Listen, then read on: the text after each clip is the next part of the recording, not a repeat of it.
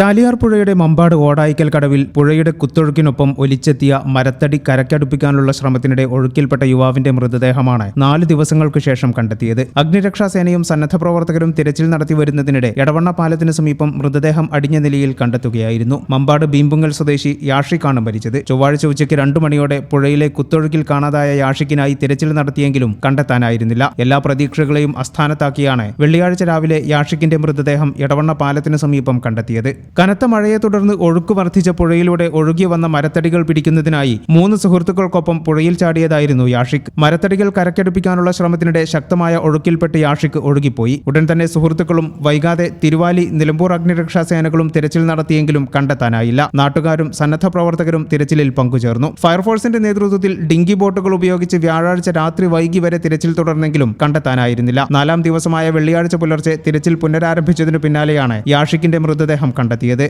ഈ channel news, Nilambur.